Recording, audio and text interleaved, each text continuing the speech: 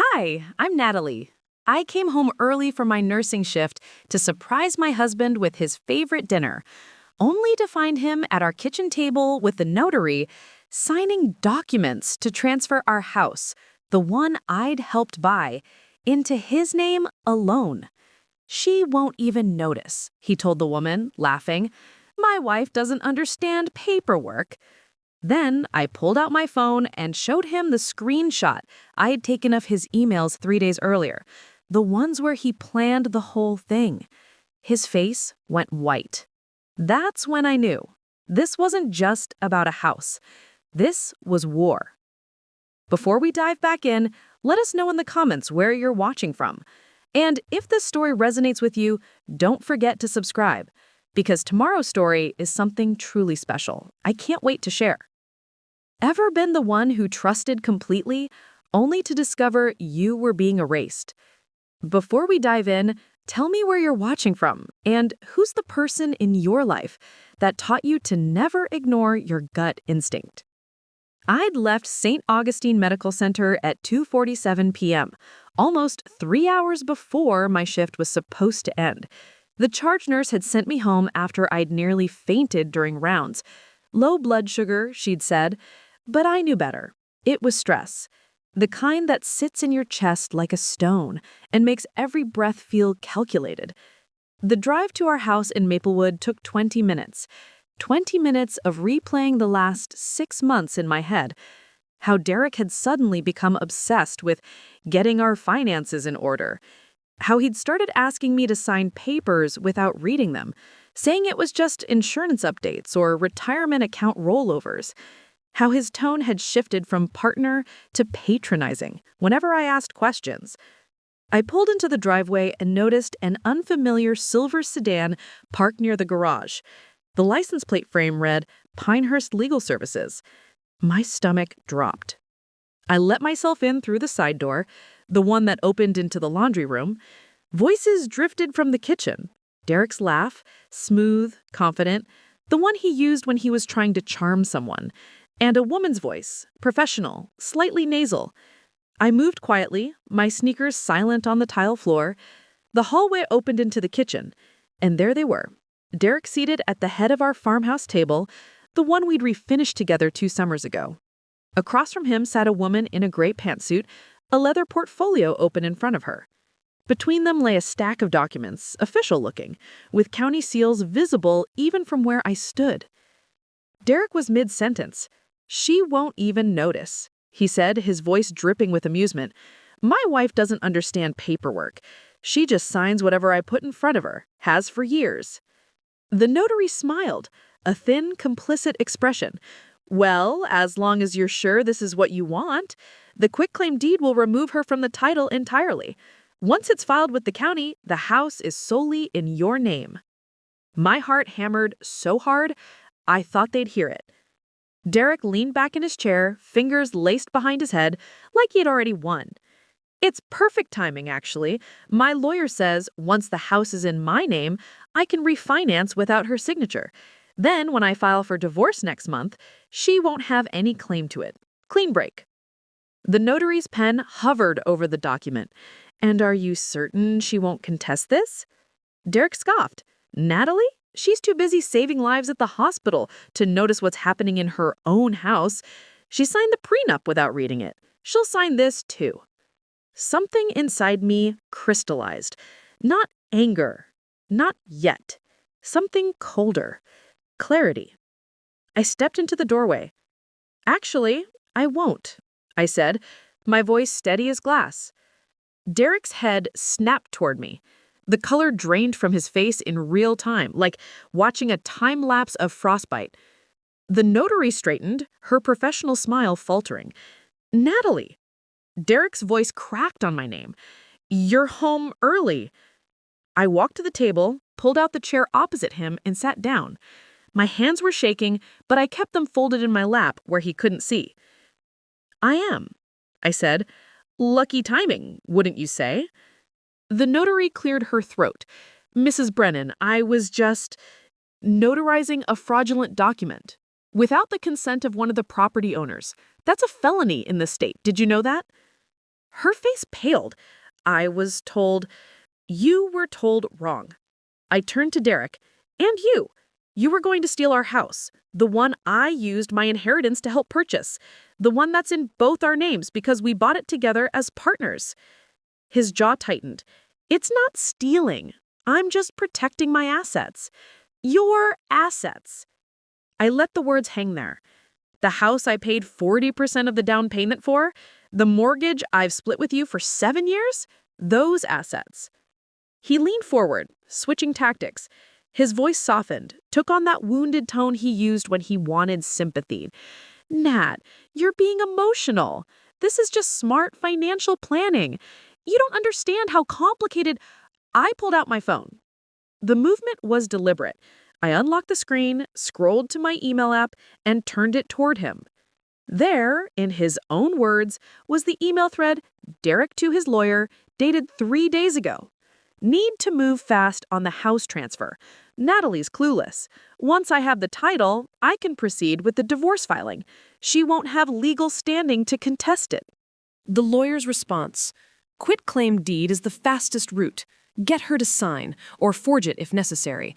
I know a notary who's flexible." Derek's eyes went wide. "How did you—" "You left your email open on the iPad," I said quietly. "The one we share, the one you apparently forgot I also use." The notary was already packing up her portfolio, hands fumbling with the clasps. "I don't want any part of this. I was misinformed about the situation." "You were complicit," I said, not taking my eyes off Derek. "But if you leave now and forget this ever happened, I won't report you to the state licensing board." She didn't need to be told twice. The front door closed behind her 10 seconds later. Derek and I sat in silence. It took a lot of care and time to prepare and narrate this for you, so if you're enjoying it, a quick subscribe really helps and means the world to us. All right, let's get back to it. Finally, he spoke. "You're blowing this out of proportion." "Am I?" "We can work this out. Counseling, maybe. I panicked. Things have been tense, and I thought—" "You thought you'd rob me blind and then divorce me once you'd secured everything." His face hardened. The mask slipped. "You want to play it this way? Fine. You have no idea what you're up against, Natalie. My lawyer is the best in the county. You're a nurse. You make decent money, sure, but I'm the primary earner. Any judge will see that." I stood up slowly. "We'll see about that." I walked out of the kitchen, grabbed my keys from the hook by the door, and left. I didn't slam the door. I didn't cry. I didn't scream. I got in my car, drove 3 blocks, pulled into a parking lot of a coffee shop, and sat there with the engine running. My hands were trembling now. The adrenaline was catching up. But underneath the shock, underneath the betrayal, there was something else growing. A cold, focused determination. Derek had made a mistake. He'd underestimated me for the last time. And I was about to show him exactly what happened when you tried to erase someone who knew how to fight back. I pulled out my phone and dialed a number I'd found 2 months ago when Derek's behavior first started changing. A number I'd saved under just in case. The line rang twice. "Law offices of Patricia Calloway. How can I help you?" I took a breath. "Hi. My name is Natalie Brennan, and I need a divorce attorney who specializes in fraud and asset protection." "Of course. Can you tell me a little about your situation?" I looked out at the afternoon sun filtering through the trees, at the ordinary world continuing around me, while mine had just shattered and reformed into something harder. "My husband just tried to steal our house out from under me, and I have proof," I said. Patricia Calloway's office smelled like leather and old books. The kind of place that felt serious, grounded, like justice actually lived here instead of just being talked about. I sat across from her desk, hands wrapped around a cup of tea I hadn't touched, and told her everything. She said, "Start from the beginning. Not the beginning of today, the beginning of when things changed." So I did. Derek and I met 9 years ago at a charity marathon in Riverside. I was running for the children's hospital where I worked. He was there representing his firm, Brennan and Associates, a mid-sized accounting company his father had started in the 80s. He wore expensive running shoes that looked like they'd never touched pavement and a smile that could sell ice to someone standing in snow. He asked me to dinner that night. Within 6 months, we were engaged. Within a year, married. Back then, I thought I'd found my person. Derek was charming, ambitious, confident in ways I wasn't. I was the daughter of a single mom who'd worked 2 jobs to put me through nursing school. He was the son of country club members who summered in the Hamptons. Our differences felt complementary, not divisive. He made me feel safe, I told Patricia, staring into the tea, like I didn't have to carry everything alone anymore. She nodded, writing notes on a yellow legal pad. When did that change? I thought about it, really thought. About 18 months ago, I said finally. His father died. Heart attack on the golf course. Sudden. Derek inherited the business, but it came with problems. His dad had been hiding debt, bad investments, loans Derek didn't know about. The company was barely solvent. Patricia's pen paused. How much debt? Nearly $2 million. She whistled softly. That's significant pressure. Derek worked 80-hour weeks trying to stabilize things. I barely saw him. When I did, he was distant, irritable, started drinking more. I wrapped my fingers tighter around the cup. I tried to be supportive, took extra shifts to cover our household expenses so he could focus on the business. I thought I was helping. You were, Patricia said gently. What you're describing is a partnership. Except he stopped seeing it that way. The words came faster now, like a dam breaking. He started making comments, little digs, about how I didn't understand business pressures, how my salary was cute but not real money, how I should be grateful he'd married someone like me. I remembered the first time he'd said it. We'd been at a dinner party with his business associates. Someone had asked what I did. Before I could answer, Derek had laughed and said, "Natalie's a nurse. She patches up boo-boos while the rest of us do the real work." Everyone had laughed. I'd smiled, played along, told myself he was just trying to be funny. But the comments kept coming. "You wouldn't understand the stress I'm under. This is grown-up money stuff, Nat. Don't worry about it. Just sign here. Trust me." And I had. Over and over, I'd signed things without reading them because I trusted him, because I believed we were partners. 6 months ago, he continued, he asked me to refinance our mortgage, said the interest rate was too high, that we could save money. I signed the papers he put in front of me. Patricia's expression sharpened. "Did you read them?" I shook my head, shame burning in my chest. He said it was standard stuff, that I was making it complicated by asking questions. I was exhausted from a double shift and I signed. "Do you have copies?" "I found them last week." I pulled a folder from my bag and slid it across her desk. After I saw his emails, I started digging.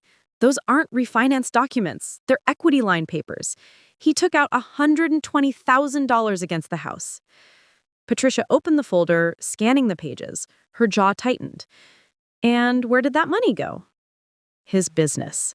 Without telling me, without asking." My voice cracked. "We agreed when we bought the house that it was ours, off limits for business risk. I used my entire inheritance from my grandmother for the down payment, $60,000. Everything she'd saved her whole life, left to me so I could have security." "And he leveraged that security without your knowledge." I nodded. When I confronted him about the emails, before I left the house today, you know what he said? He said I was being dramatic, that the house was always going to be primarily his because he made more money. Patricia set down her pen. "Natalie, I need to ask you something, and I need you to be honest. Has Derek ever been physically aggressive with you?" "No, never." "Verbally? Emotionally?" I hesitated. "He's said things, called me names when he's been drinking. Stupid, naive, a burden." The words tasted like poison. But he always apologizes the next day, says he's stressed, that I provoke him by not understanding. Patricia's expression was carefully neutral, but I saw something flash in her eyes. Recognition, maybe, or anger on my behalf. What you're describing is emotional abuse and financial abuse. Derek has been systematically undermining your confidence, isolating you from your own assets, and positioning himself to leave you with nothing. The room felt too small suddenly, too warm. I kept telling myself I was imagining things, I whispered, that I was being paranoid. You weren't. Patricia pulled out a fresh legal pad. Tell me about your finances. Everything. Bank accounts, investments, retirement funds, what's joint and what's separate. For the next hour, I laid out our entire financial life. The joint checking account where both our paychecks were deposited, the savings account with $35,000, money I'd saved from overtime and holiday bonuses over the years, Derek's 401k from the business, my smaller retirement account from the hospital, and the house. The beautiful craftsman bungalow in Maplewood with the wraparound porch and the garden I'd planted myself. The place I thought would be our forever home. Worth approximately $450,000? If Derek had succeeded in getting you to sign that quitclaim deed, you would have lost all equity claim to the house.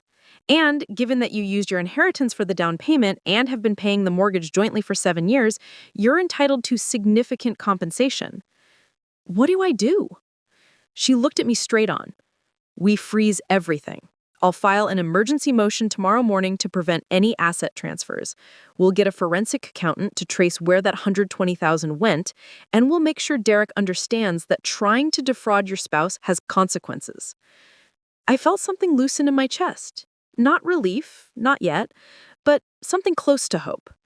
He said his lawyer is the best in the county. Patricia smiled. It wasn't warm. Roger Hastings. I know him well. He's aggressive, arrogant, and used to winning because his clients can afford to bury the other side in legal fees. She leaned forward. But he's never faced me when I have a client who's been financially abused and has documentation to prove it. And Natalie, you have documentation. I thought about the emails, the mortgage papers, the pattern of manipulation I had been too close to see clearly. I don't want to be vindictive, I said. I just want what's fair. Fair is what we'll fight for, Patricia assured me. But understand something. Derek has already shown you who he is. He tried to steal your home. He won't suddenly become reasonable just because you've hired an attorney. This is going to get ugly. I looked down at my hands. The bold wedding band Derek had placed there 9 years ago felt heavy, wrong. Then let it get ugly, I said quietly. I'm done being erased. Patricia extended her hand across the desk. Then let's get to work. I shook it, and for the first time in 18 months, I felt like I was standing on solid ground. That night, I didn't go home. I checked into a Hampton Inn off Route 9, paid cash, and sat on the edge of the bed staring at my phone. 17 missed calls from Derek. 12 text messages ranging from apologetic to furious. We need to talk. You're overreacting. I was protecting us. You're making a huge mistake. Answer your damn phone, Natalie. I blocked his number and called my best friend, Jenna. He did what? She nearly shouted when I finished explaining. I need a place to stay, I said, just until I figure things out. You're staying with me. Pack whatever you need from the house tomorrow when he's at work. I'll come with you. Jenna, no arguments. You've been there for me through 2 breakups and that nightmare with my mom's cancer. I'm not letting you do this alone. I closed my eyes, grateful beyond words. Thank you. Derek's an idiot, she said flatly. You're the best thing that ever happened to him, and he just threw it away for what? A power trip? I didn't have an answer. That night, I barely slept. Every time I closed my eyes, I saw Derek's face when I'd shown him the emails. The shock, the calculation, the anger. He'd underestimated me for years, but not anymore. By morning, Patricia had already filed the emergency motion. By noon, Derek's assets were frozen. And by the time the sun set on what should have been just another ordinary Thursday, my husband realized he'd made the biggest mistake of his life. He just didn't know yet how much it was going to cost him. The morning after Patricia filed the emergency motion, I woke up on Jenna's couch to the sound of my phone buzzing. Not Derek this time. His number was still blocked. This was an unknown number with a local area code. I answered cautiously. Hello? Mrs. Brennan? This is Deputy Marshal Kevin Torres with the County Court System.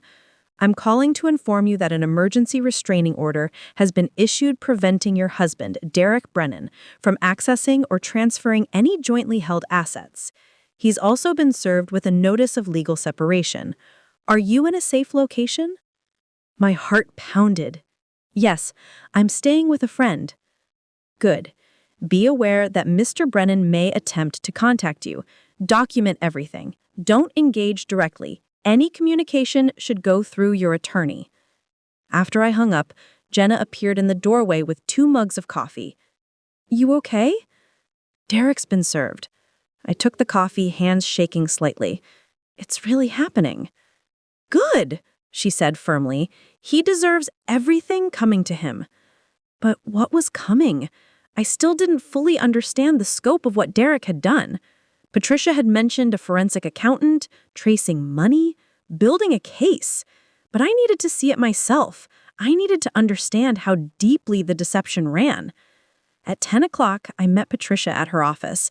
This time, another woman was there, mid-50s, glasses, carrying a briefcase that looked like it had survived a war.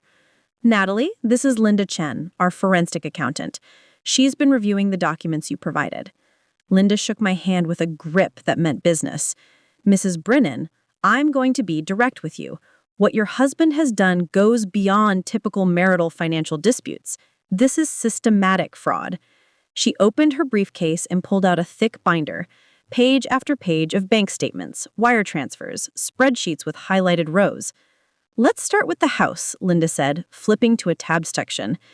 You put down $60,000 from your inheritance in 2016. You've been paying 50% of the mortgage ever since. I verified this with your bank records.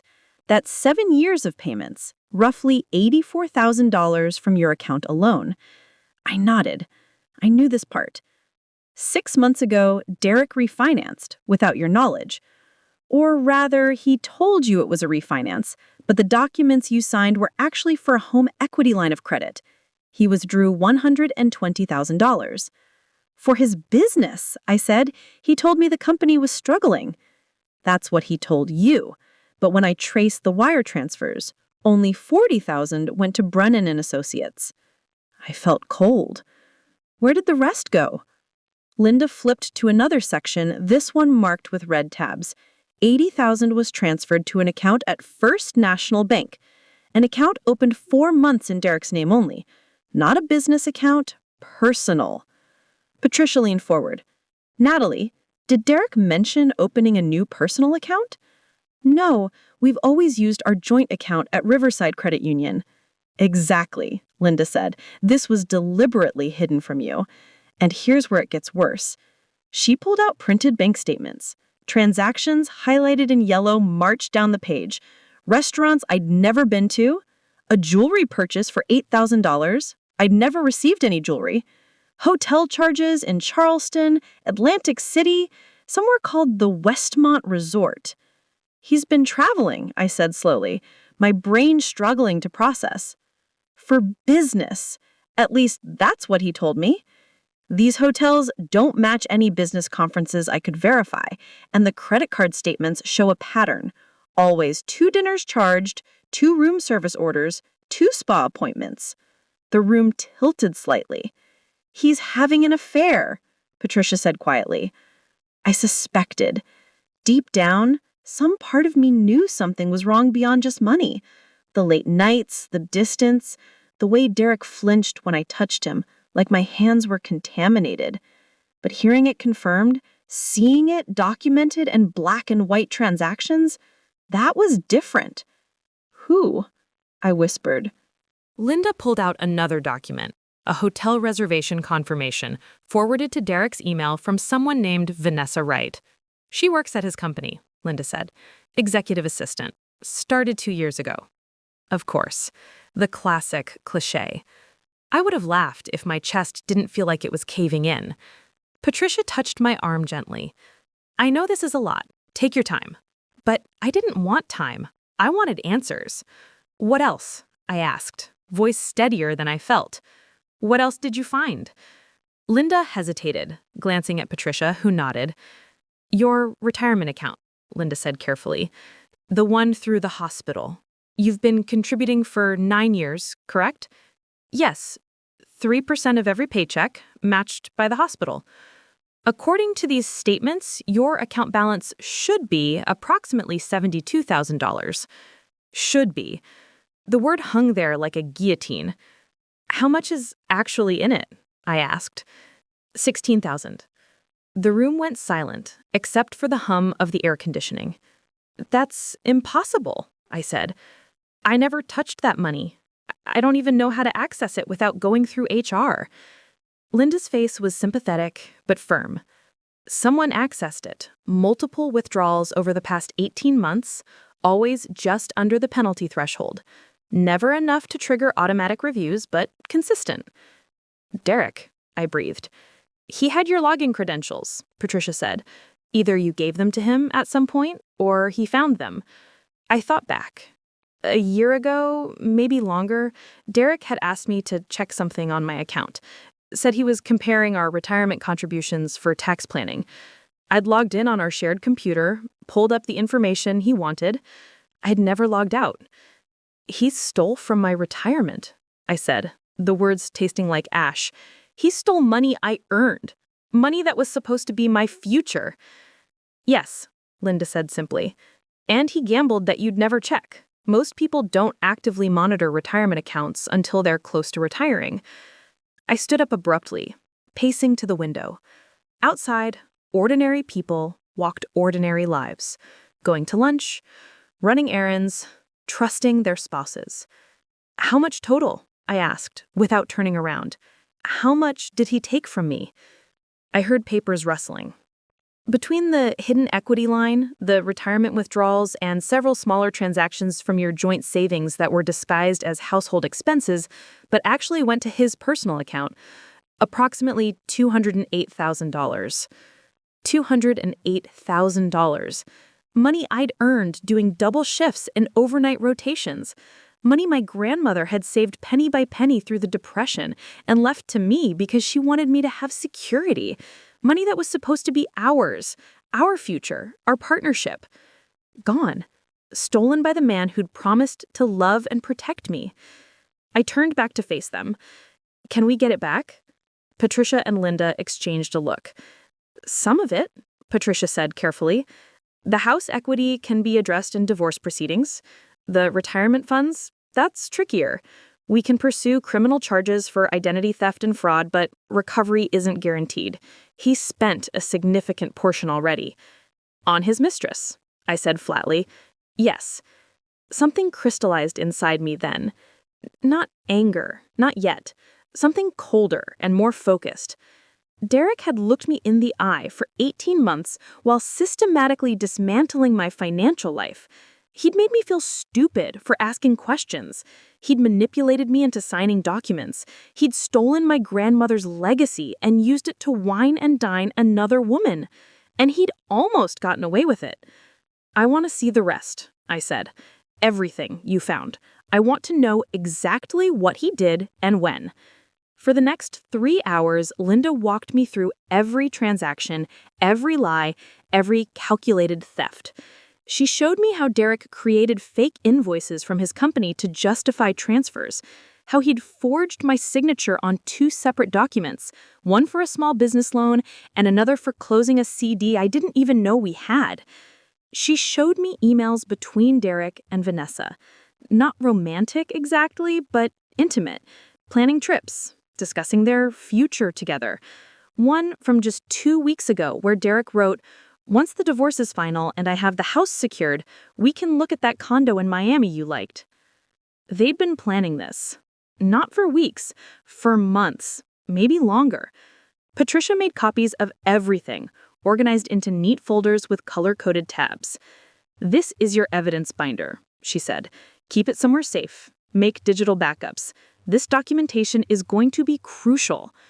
As I left the office that afternoon, binder tucked under my arm like a shield, my phone buzzed.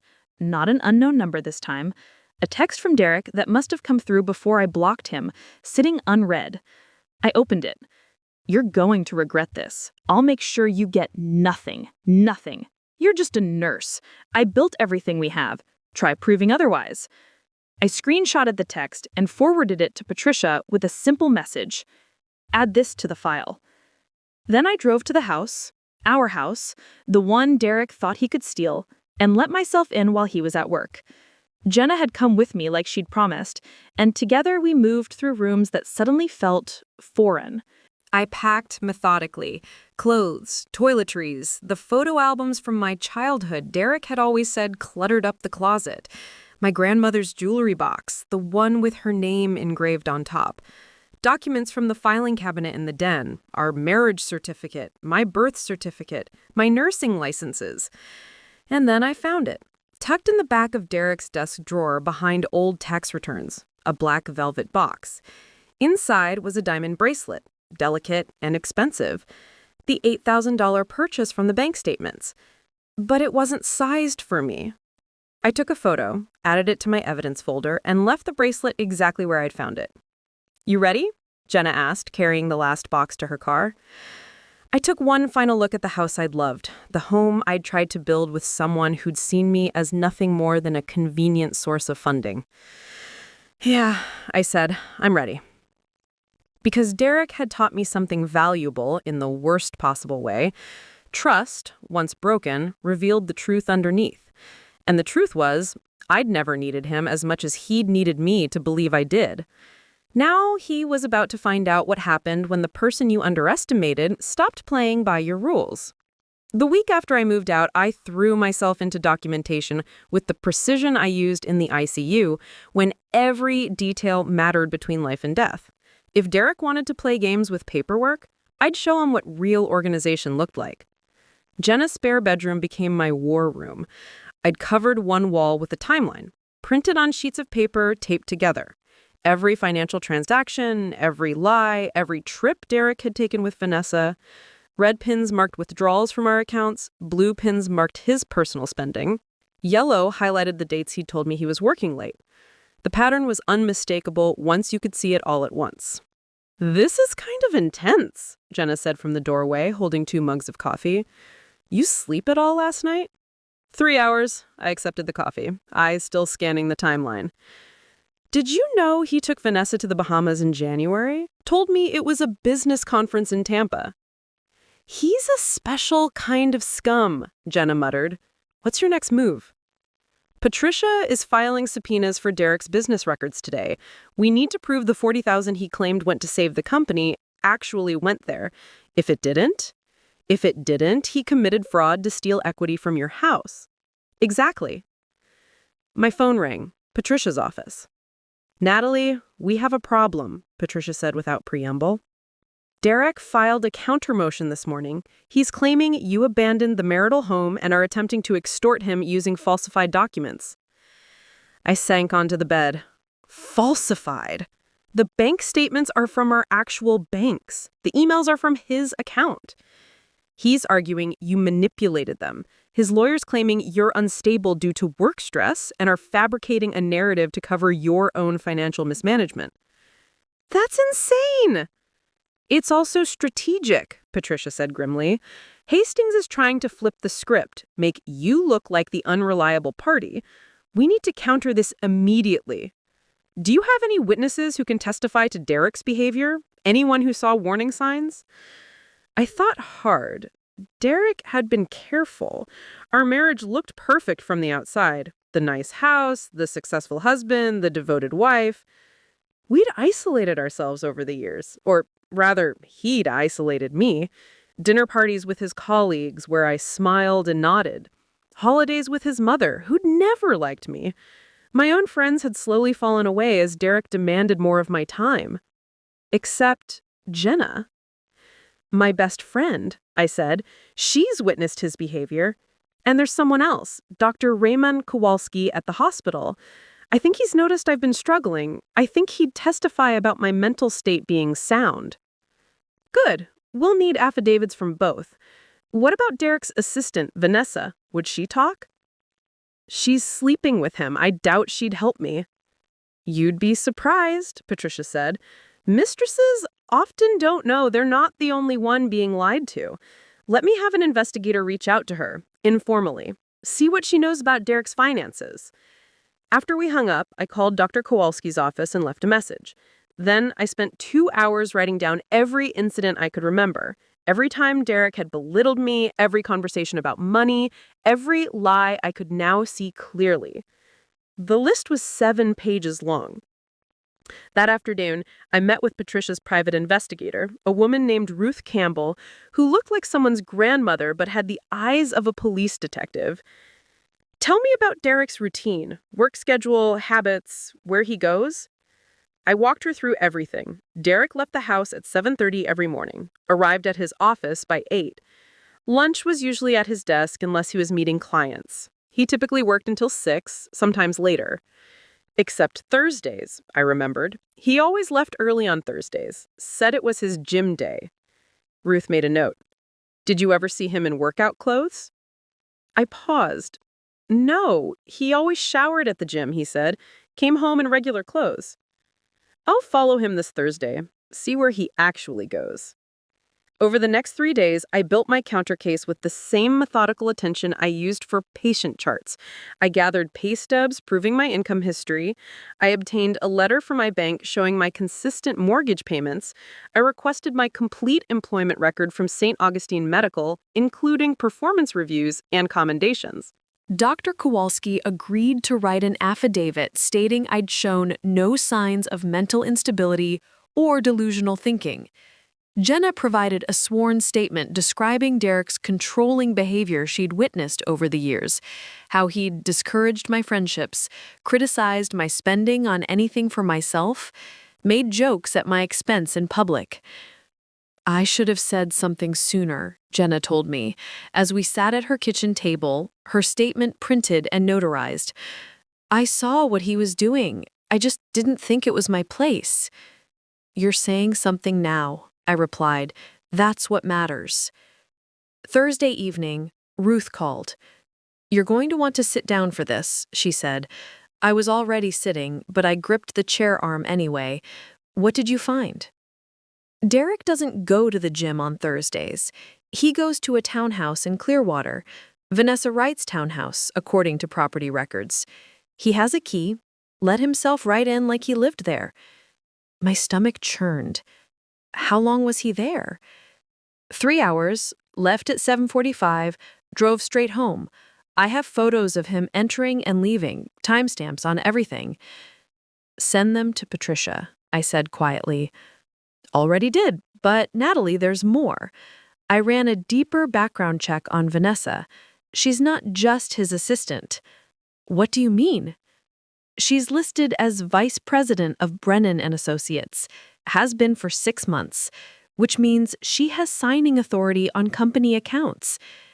The implications hit me like cold water. They're running the business together. And likely hiding money together. If Derek's been siphoning funds, he needed someone on the inside to help him cover it, someone with access to the books. I thought about the $40,000 Derek claimed went to save his struggling company.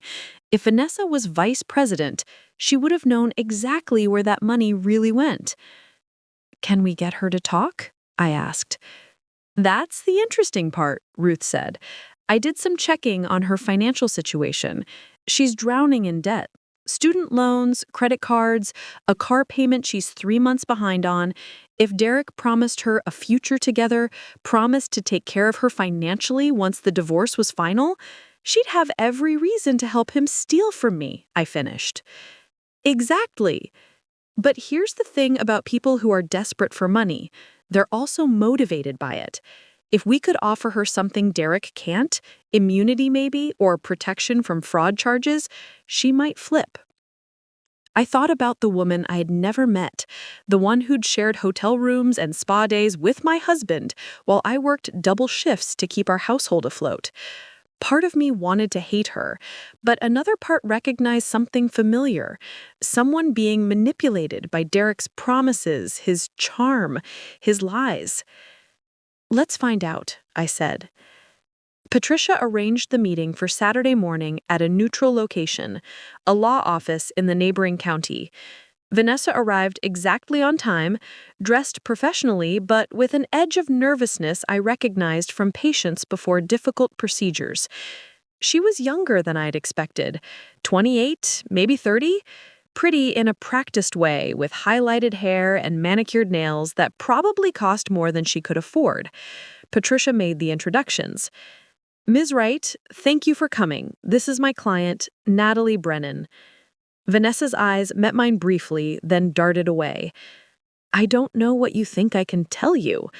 The truth would be a good start, Patricia said calmly. You're listed as Vice President of Brennan and Associates. You have signing authority on company accounts, and you've been in a relationship with Derek Brennan for approximately 18 months. Is that accurate? Vanessa's jaw tightened. Derek and I are in love. What he does with his marriage isn't my concern. Even when it involves fraud? Patricia slid a folder across the table. These are bank records showing transfers from marital accounts to Derek's personal account, which he then used to fund trips with you, gifts for you, and payments on your car loan. That's not love, Ms. Wright. That's making you an accessory to financial fraud. The color drained from her face as she flipped through the documents. I didn't know, she whispered. He said the money was from business profits. He said he had already separated his finances from his wife's. He lied, I said, speaking for the first time. My voice was steady, factual. He stole from our joint accounts, from my inheritance, from my retirement fund, and he used that stolen money on you. Vanessa looked up and I saw something crack in her expression. Your retirement fund? $56,000 over 18 months. Money I earned working overnight shifts while Derek told me he was working late. Were you with him those nights? She nodded slowly, tears forming. Patricia leaned forward. Ms. Wright, you're facing potential charges as an accomplice to fraud and embezzlement. But if you cooperate with us, if you provide testimony about Derek's financial activities and any knowledge you have about hidden accounts or assets, we can work with the prosecutor to minimize your involvement. He said we were going to get married, Vanessa said, voice breaking. He said once the divorce was final, we'd start over together. He showed me condos in Miami, talked about opening a branch office there, making me a full partner. Did he mention how he'd afford that? Ruth asked from the corner of the room. He said he'd get the house in the divorce, that his wife didn't deserve it because she didn't contribute financially. Vanessa looked at me. He said you were lazy, that he made him carry all the weight. I could have been angry. Instead, I just felt tired. I'm a cardiac ICU nurse. I work 50 to 60 hours a week saving lives, and I paid half of everything in our marriage. Vanessa wiped her eyes. He showed me paperwork, said you'd agreed to sign over the house. He tried to forge my signature, Patricia interjected. We have the notary on record admitting Derek asked her to participate in fraud. For a long moment, Vanessa sat there, processing. Then she reached into her bag and pulled out her phone. I have texts, she said quietly, and emails. Derek sent me copies of financial documents, asked me to hide some transactions in the company books. I didn't understand what I was looking at, but I saved everything. He said it was for tax purposes. Patricia's expression didn't change, but I saw her hand tighten around her pen. Ms. Wright, would you be willing to provide those communications to us? Vanessa nodded slowly. If he lied to me about everything else, I'm not going down for him too. Over the next hour, Vanessa forwarded hundreds of messages, emails with attachments showing wire transfers, screenshots of accounts I'd never known existed. She explained how Derek had asked her to create false invoices from the company, how he'd moved money between accounts to hide it from his wife's lawyers. There's a safe deposit box, Vanessa said finally, at First Commerce Bank in Riverton. Derek has it under his mother's name, but it's his. He showed it to me once. There's cash in there. A lot of it. Patricia and Ruth exchanged glances. How much? I asked. I don't know exactly, but the stacks filled the entire box, 50s and hundreds. My stolen money, I realized, the portions Derek had withdrawn that didn't show up in any account. He'd been converting assets to cash, hiding it where I'd never think to look. Will you testify to this? Patricia asked Vanessa. She looked at me again, really looked this time. I'm sorry, she said. I didn't know I was helping him destroy your life. I thought I was building my own. You were a tool he used, I said, and I meant it without cruelty. Just like I was. The difference is, now you can choose to do the right thing. Vanessa took a shaky breath. Yes, I'll testify. After she left, Patricia turned to me with something close to triumph in her eyes. With her testimony and these documents, we can prove Derek systematically defrauded you. The safe deposit box alone is grounds for criminal charges. What happens now? I asked. Now, Patricia said, we turn all of this over to the prosecutor's office. Derek doesn't just face divorce proceedings anymore. He's looking at potential felony fraud charges.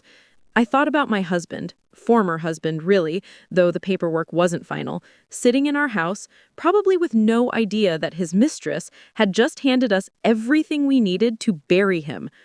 Part of me felt vindicated, but mostly I just felt sad for all the wasted years, all the trust betrayed, all the futures that would never exist. Let's finish this, I said. 2 days after Vanessa's testimony, Patricia filed a motion with the county prosecutor's office. By Wednesday morning, Derek received notification that he was under criminal investigation for fraud, embezzlement, and identity theft. I wasn't there when the detective showed up at Brennan and Associates, but Ruth had someone watching. She called me during my lunch break at the hospital. They just walked him out, she said. Didn't arrest him, but they confiscated his computer and several boxes of files. His employees are standing in the parking lot looking confused. I sat in my car in the hospital garage, processing this. What happens next? The prosecutor reviews everything we've given them. If they file charges, Derek's looking at 2 to 5 years minimum, more if they can prove the full scope. That evening, my phone rang from a number I didn't recognize. Against my better judgment, I answered. Natalie. Derek's voice was strained, nothing like the confident tone he usually carried. We need to talk. My attorney says all communication goes through her. Please, just listen, 5 minutes. I should have hung up. Patricia would have told me to hang up. Instead, I put him on speaker and hit record on my phone's voice memo app. You have 3 minutes, I said. This has gotten out of control, Derek said. The police, the investigation. You're destroying my business, my reputation. Over what? A misunderstanding about finances? You stole over $200,000 from me. You tried to forge my signature to steal our house. That's not a misunderstanding. I was protecting assets during a difficult time. The business was failing. I made some judgment calls without consulting you because I didn't want you to worry. You made judgment calls with my inheritance, my retirement, money I earned, money we earned together as a married couple, community property. I had every right. You had no right to lie to me, to hide accounts, to spend my money on another woman. Silence on the other end. Then, Vanessa told you. Vanessa provided testimony, along with bank records, emails, and evidence of the safe deposit box you're hiding cash in under your mother's name. I heard him exhale sharply. What do you want? Is this about money? I can pay you back. We can settle this without involving the courts. This isn't about money anymore, Derek. This is about accountability. Accountability, his voice rose. You want to send me to prison over marital issues? Over hurt feelings because I found someone who actually supports my ambitions instead of questioning every decision? There it was. The real Derek, the one who'd been hiding behind apologies and manipulation for years. I supported your ambitions, I said quietly. I worked overtime to cover our bills while you saved your business. I signed documents I didn't understand because you told me to trust you. I believed every lie you told me because I thought we were partners. We were never partners, Derek spat. You were an accessory, a nurse with a decent income who could help me maintain appearances while I built something real. Did you actually think I married you for love? You were convenient, Natalie. That's all. I felt something inside me settle into absolute clarity. Thank you, I said. For what? For finally being honest. This recording will be very helpful in court." I heard him swear, then the line went dead. I immediately forwarded the recording to Patricia with a simple message. He just admitted to marrying me for my money and confirmed the hidden accounts. Her response came within minutes. "Perfect. This shows consciousness of guilt and intent to defraud." Forwarding to the prosecutor. That night, I couldn't sleep. Not from anxiety, from a strange sense of relief. For years, I'd blamed myself for Derek's cruelty. Thought if I'd been smarter, more successful, more something, he would have treated me better. But his words had stripped away that delusion completely. He'd never loved me. He'd used me. And now, finally, I could stop mourning something that had never existed. The next morning, I met Patricia at the county courthouse. We were filing the final divorce petition along with a motion to recover stolen assets and a request for full ownership of the house based on Derek's fraudulent attempts to remove my name from the title. The prosecutor is filing charges tomorrow. 3 counts of fraud, 2 counts of identity theft, 1 count of embezzlement. Derek's attorney has been calling my office every hour trying to negotiate a plea. What kind of plea? He returns the money, avoids jail time, you both walk away from the marriage with what you brought into it. I stopped walking. He keeps his business? I keep nothing but what I started with? Essentially, yes, but you avoid a lengthy trial and Derek avoids a criminal record. I thought about my grandmother, saving every penny through the Depression, about the nights I'd worked double shifts while Derek wined and dined Vanessa, about the casual cruelty in his voice when he'd called me convenient. "No," I said. "No plea deal. I want everything documented in court. I want a judge to see exactly what he did." Patricia smiled slightly. "I was hoping you'd say that, because I've been working on something with Linda that I think you'll appreciate." We entered a small conference room where Linda was waiting with her laptop and several thick binders. "Natalie," Linda said, "I finished the complete forensic audit. Every account, every transaction going back to the day you married Derek." She opened the first binder. What we initially thought was $200,000 in stolen funds, that was just the obvious theft. When I dug deeper, tracing Derek's business accounts and cross-referencing with his personal spending, the number is significantly higher. How much higher? $347,000. I sat down heavily. How is that possible? Linda walked me through it, page by page. Derek had been systematically overcharging household expenses and pocketing the difference. The grocery bill he'd said was $400, actually $230, with the rest going to his personal account. The home repairs he claimed cost thousands. Half the invoices were fabricated. He ran your marriage like an embezzlement scheme. Small amounts, consistently redirected, never enough for you to notice month to month, but over 7 years, it added up. And that's not even counting the opportunity cost, the money he took from your retirement that could have been earning interest. The equity line he took against the house without your knowledge that you've been paying interest on. If we calculate the full economic damage Derek caused, it's over $400,000, closer to $420 once you factor in interest and penalties you've paid on debt he created. The number was staggering, more than my annual salary, more than the house was worth. Derek hadn't just stolen from me, he'd systematically dismantled my financial future while making me believe I was the one who didn't understand money. "Can we prove all of this in court?" I asked. "Every single dollar," Linda confirmed. "I have documentation for every transaction, every forged signature, every false invoice. Derek's attorney can't argue with bank records." Patricia pulled out another folder. "And we have one more advantage. Remember the safe deposit box Vanessa mentioned? The court issued a warrant yesterday. They opened it this morning." She slid a photo across the table.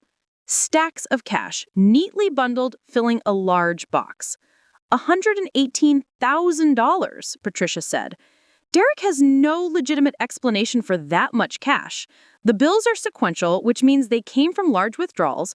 We've matched them to transfers from your joint account over the past year. He was planning to disappear, I realized. Once he got the house in his name, once the divorce was filed, he was going to take that cash and vanish. Probably to Miami with Vanessa, Roos added, joining us.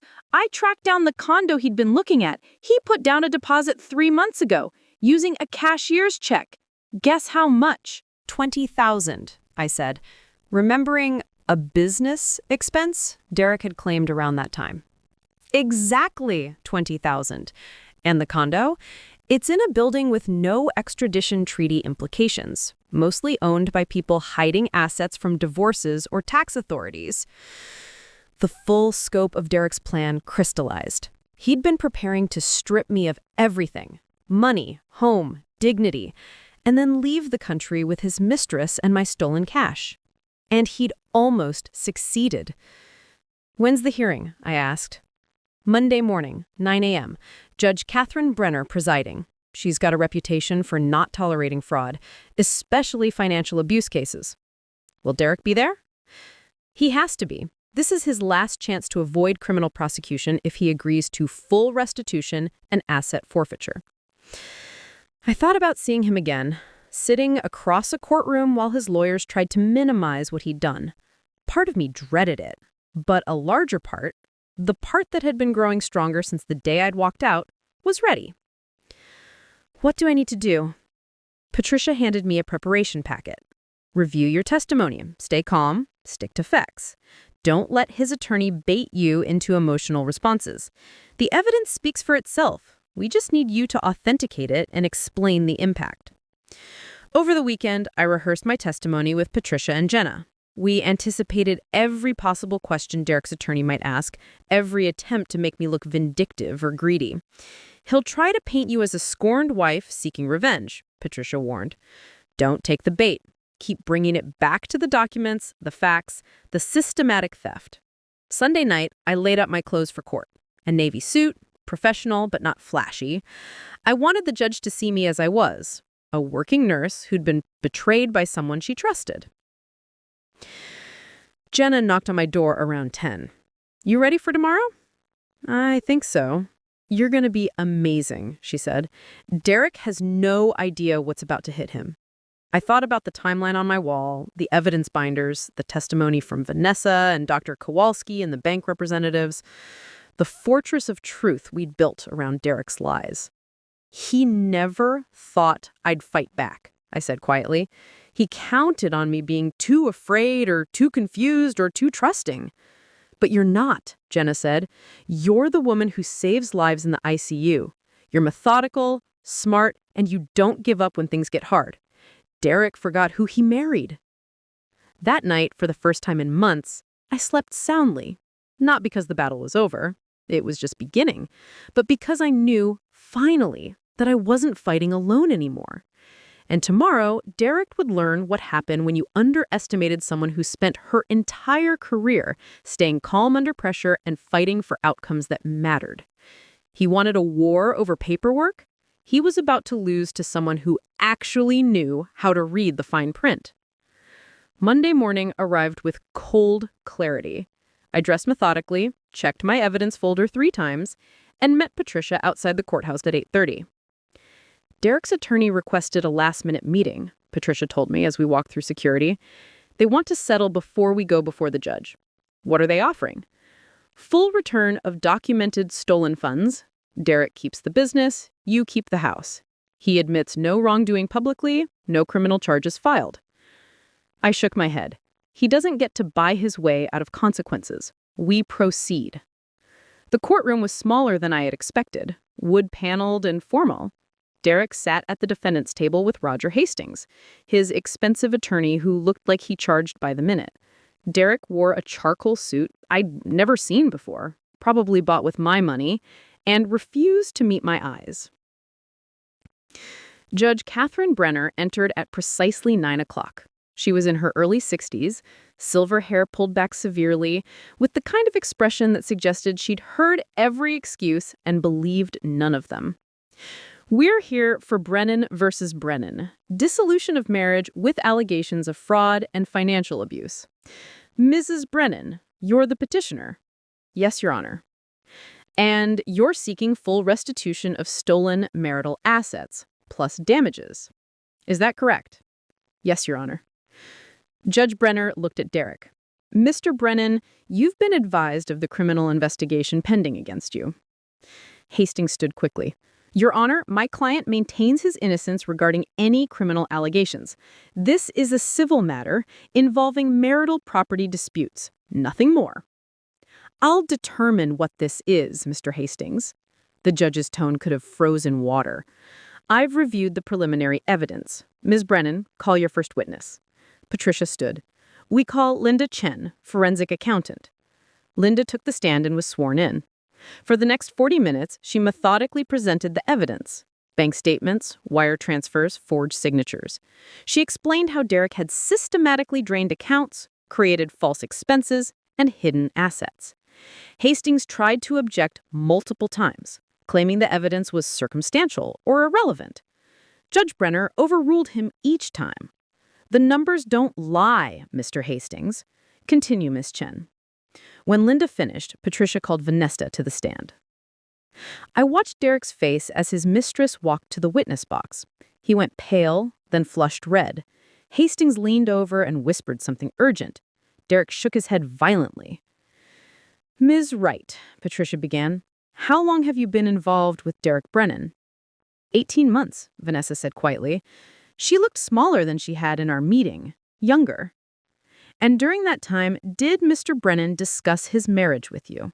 Yes, he said his wife didn't understand him, that she was holding him back financially. Did he tell you where the money came from for your trips together, the gifts he gave you? Vanessa's voice dropped. He said it was from business profits. I didn't know it was stolen from his wife's accounts. Hastings stood. Objection! The witness is characterizing marital property as stolen, which presumes— Overruled, Judge Brenner said. The witness may describe what she was told and what she later learned. Patricia walked Vanessa through the timeline. The trips, the expenses, the safe deposit box. With each answer, I saw Derek shrinking in his chair. Ms. Wright, you're listed as Vice President of Brennan and Associates. Did you help Mr. Brennan hide any financial transactions? Yes, Vanessa's voice cracked. He asked me to create false invoices to justify transfers from company accounts. He said it was for tax purposes. I didn't realize he was moving money from his wife's inheritance. Did he promise you anything in exchange for this assistance? He said we'd get married once the divorce was final, that we'd move to Miami and start over together. Using money stolen from his wife? I didn't know that then, but yes. When Patricia finished, Hastings approached for cross-examination. He tried to paint Vanessa as a bitter mistress seeking revenge, but she held firm. I was wrong to believe him, but I'm not wrong about what he did. I have the emails, the texts, the documents. Derek Brennan is a thief. Judge Brenner called a 15-minute recess. In the hallway, Patricia squeezed my shoulder. You're doing great. Stay focused. You're next on the stand. When court reconvened, I took the witness box. My hands were steady as I placed them on the Bible and swore to tell the truth. Patricia started gently. Ms. Wright, can you describe your financial contribution to the marriage? I walked through it all. My inheritance, my consistent mortgage payments, my salary that had covered household expenses, while Derek claimed to be saving his business. I explained how he'd asked me to sign documents without reading them, how he'd made me feel stupid for asking questions. Did you give Mr. Brennan permission to access your retirement account? No, I didn't even know he had my login credentials. Did you authorize the home equity line of credit? No. He told me we were refinancing. I signed what I thought were refinance documents. Patricia showed me the documents I'd signed. Are these the documents? I reviewed them carefully. Yes, but these aren't what Derek told me they were. The language here about equity withdrawal, I never would have agreed to this if I'd understood what it meant. Why didn't you read them more carefully? I took a breath. Because I trusted my husband. Because he'd spent months making me feel incompetent about financial matters. Because I was exhausted from working 60-hour weeks and didn't have the energy to question every document he put in front of me. Hastings stood for cross-examination. He was smooth, practiced. Ms. Brennan, isn't it true that you benefited from your husband's business success? You lived in a nice home, drove a reliable car that I paid for half of with money I earned? But you enjoyed the lifestyle Mr. Brennan provided? Yes, I enjoyed the life we built together, yes, until I discovered it was built on lies and stolen money. Hastings changed tactics. You're a nurse, correct? How many hours a week do you work? Usually 50 to 60, including overtime. That's quite demanding. Would you say your work schedule put strain on the marriage? I saw where he was going. My work schedule involved saving people's lives. If that put strain on our marriage, it was because Derek resented me having a career. Isn't it possible that Mr. Brennan made financial decisions without consulting you because you were often unavailable?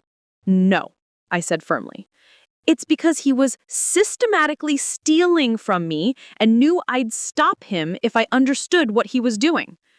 Hastings tried several more angles, suggesting I was vindictive, that I'd known about Vanessa and was acting out of jealousy, that I was exaggerating the financial harm. Patricia objected to most of it. Judge Brenner sustained the objections. Finally, Hastings said, "No further questions."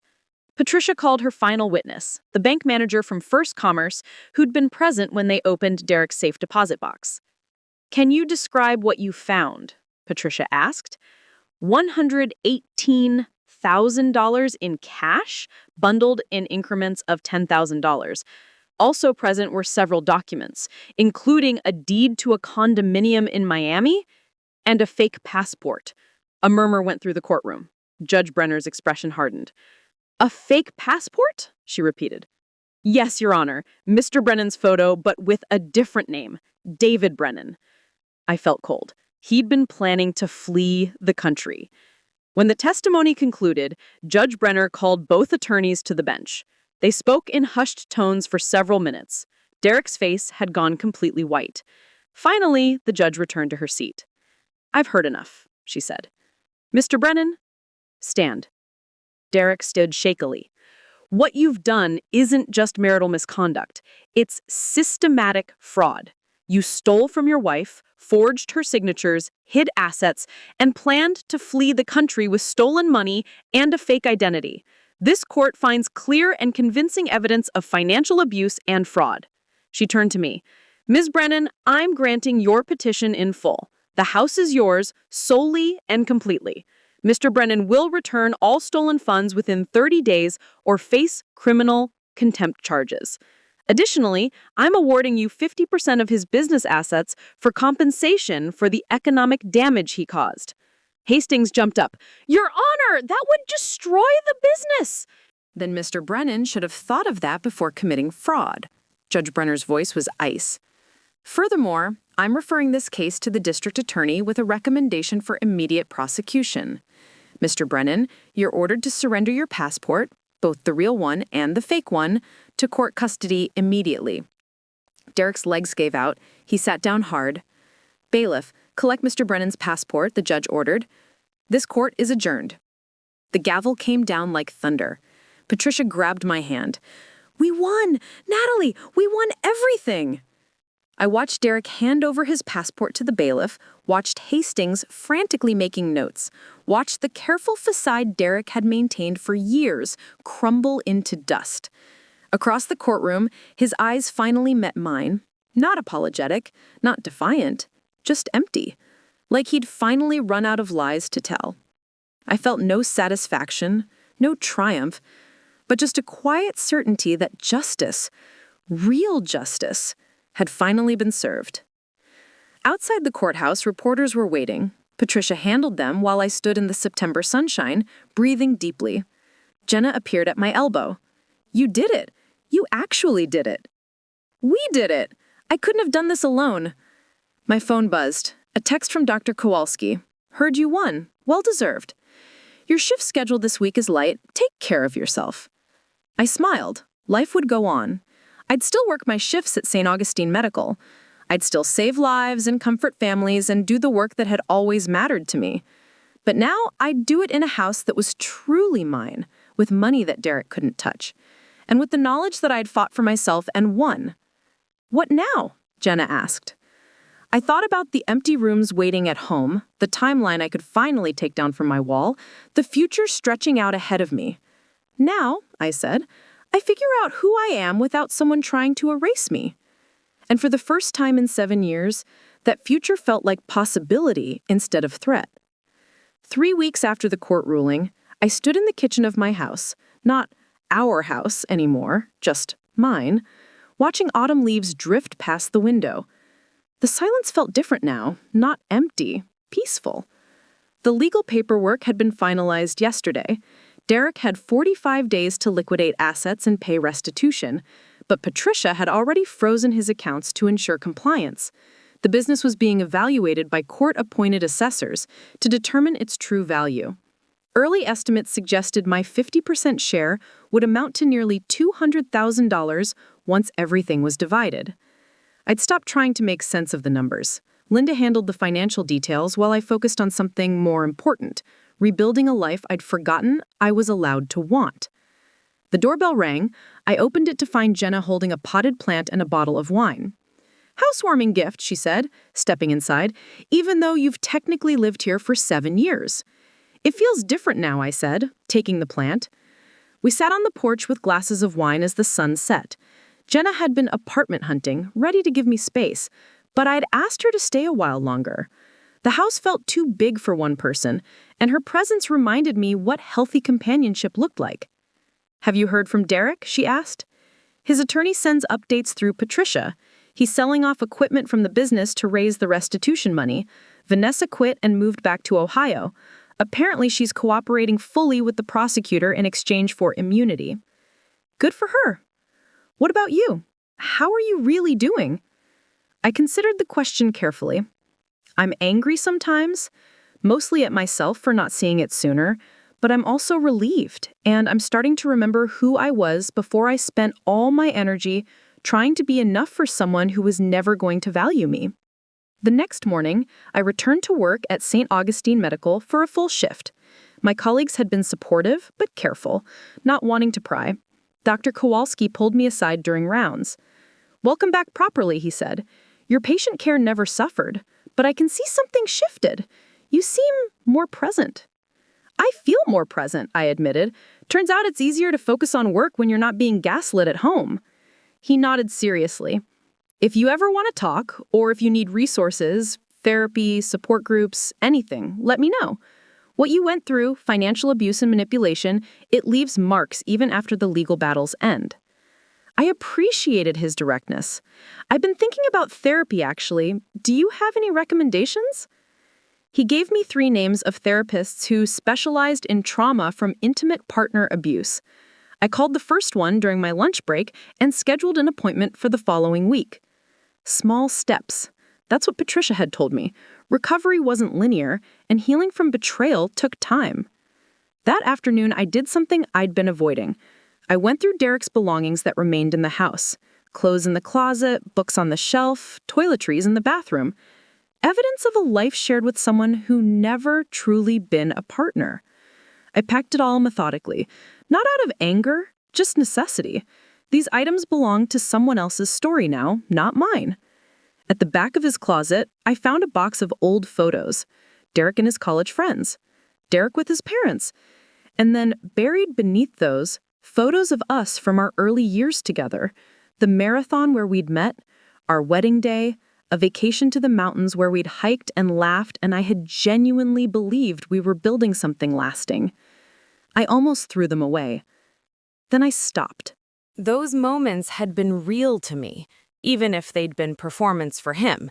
That version of myself, hopeful, trusting, in love, deserved to be remembered, not erased. I kept 3 photos. The rest went into the donation box. By the time Jenna got home from work, the house looked different, lighter, more like a place where someone could actually breathe. "You've been busy," she observed, seeing the bags by the door. "Goodwill pickup tomorrow. I'm reclaiming the space." That weekend, we painted the bedroom. Not the neutral beige Derek had insisted on, but a warm sage green I'd always loved. We hung new curtains, rearranged furniture, created a reading nook by the window where I could sit with coffee and nursing journals. "This feels like you," Jenna said, standing back to admire our work. She was right. For the first time, the house reflected who I actually was, rather than who I'd tried to become to please someone else. Monday brought news from Patricia. The prosecutor had formally charged Derek with 3 counts of fraud and 2 counts of identity theft. His trial was scheduled for January. "Will you have to testify again?" Patricia asked during our call. "If necessary, yes. I want him held accountable fully." The judge's ruling and the evidence we presented are strong.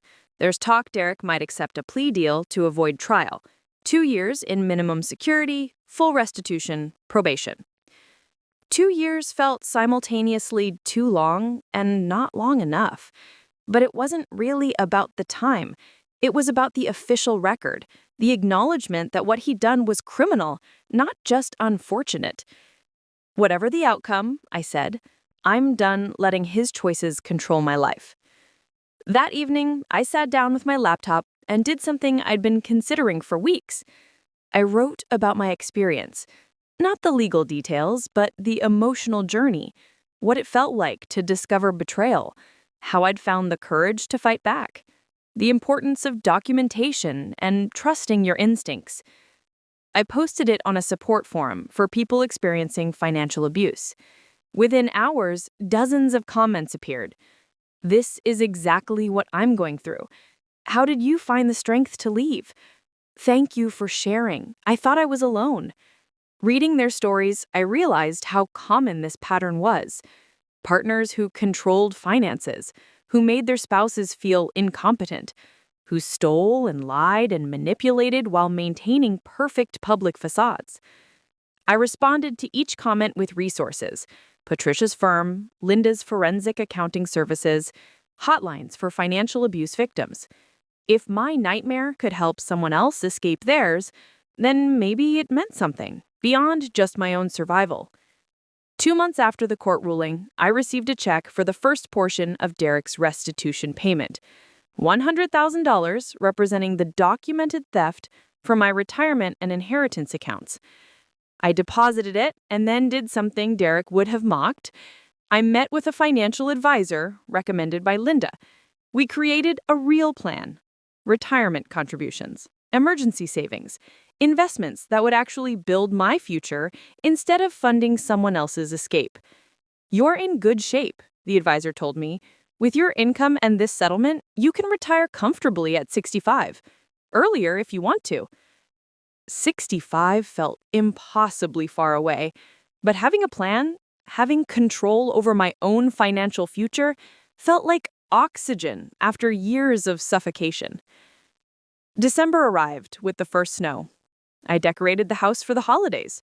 Not elaborately, just a small tree in the living room with lights that made the windows glow warm against the winter darkness. Jenna insisted on hosting Christmas dinner at the house, inviting a few close friends from the hospital. We cooked together, laughed over wine, shared stories that had nothing to do with legal battles or betrayal. Dr. Kowalski came with his wife. They brought homemade cookies and a framed quote that now hangs in my kitchen. "She needed a hero, so that's what she became." "Too cheesy?" she asked, embarrassed. "It's perfect," I said, meaning it. On New Year's Eve, I did something I hadn't done in years. I made resolutions. Not vague promises about losing weight or being better, but concrete goals about reclaiming my life. Learn to cook the recipes my grandmother used to make. Take that photography class I'd always been interested in. Travel somewhere I'd never been. Maybe adopt a dog. Simple things.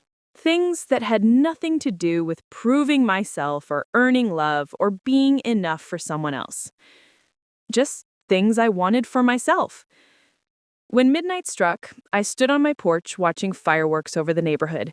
Jenna beside me, warm house at my back, future stretching out, uncertain, but mine. My phone buzzed. A text from Patricia. Derek accepted the plea deal. 2 years, full restitution, 5 years probation. It's over. I read it twice, then put the phone away. It wasn't really over. Healing would take longer than any court proceeding. But this chapter, the one where Derek's choices defined my reality, had finally closed. "Happy New Year," Jenna said, raising her glass. "Happy New Year," I echoed. And standing there in the cold January air, I meant it. Not because everything was perfect or healed or resolved, but because I'd fought for myself and won. Because I'd refused to be erased. Because I'd learned that the person you become when you stop apologizing for existing is someone worth knowing. The house behind me was mine. The money in my accounts was mine. The future ahead, uncertain and unwritten, was mine to create. Derek had tried to steal it all. But some things I'd learned can't be taken, only surrendered. And I was done surrendering. Have you ever trusted someone completely, only to discover they were systematically destroying everything you'd built? Have you ever been made to feel incompetent about something you actually understood perfectly well? Tell me your story in the comments below. And remember, documentation is power. Your instincts are valid, and the person trying to convince you that you're overreacting is often the one who most needs you to stop asking questions. You deserve a partner who builds with you, not one who steals from you while calling it love. If my story helped you see your own situation more clearly, share it with someone who might need to hear it. Because the first step to fighting back is realizing you're worth fighting for. And you are, always. Coming up next, you'll see 2 more stories we handpicked just for you.